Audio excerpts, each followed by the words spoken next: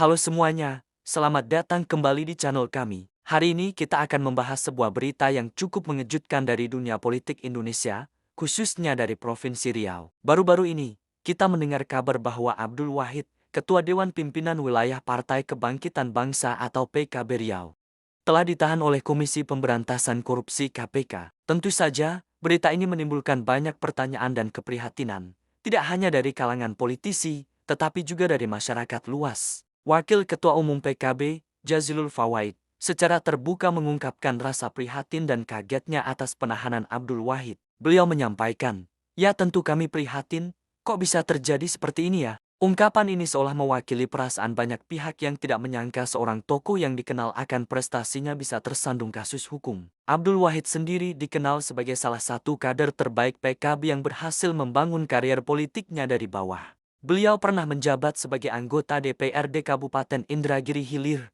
kemudian menjadi wakil ketua DPRD, hingga akhirnya menjadi Bupati Kepulauan Meranti selama 2 periode. Sebuah perjalanan karier yang patut diacungi jempol. Namun, di balik semua pencapaian itu, kini Abdul Wahid harus berhadapan dengan tuduhan serius dari KPK. Beliau diduga terlibat dalam kasus suap terkait proyek pembangunan infrastruktur di Kabupaten Kepulauan Meranti. Tentu saja, ini menjadi pukulan telak, tidak hanya bagi dirinya secara pribadi, tetapi juga bagi partai yang menaunginya. PKB sendiri, melalui Jazilul Fawait, telah menegaskan bahwa mereka akan menghormati proses hukum yang sedang berjalan di KPK. Ini adalah sikap yang tepat dan menunjukkan komitmen partai terhadap supremasi hukum di negara kita. Partai juga menyatakan bahwa mereka menganut asas praduga tak bersalah. Artinya, sebelum ada putusan pengadilan yang berkekuatan hukum tetap, Abdul Wahid masih dianggap tidak bersalah. Ini adalah prinsip dasar dalam sistem hukum kita yang harus kita hormati bersama. PKB juga memastikan akan memberikan bantuan hukum yang diperlukan untuk Abdul Wahid.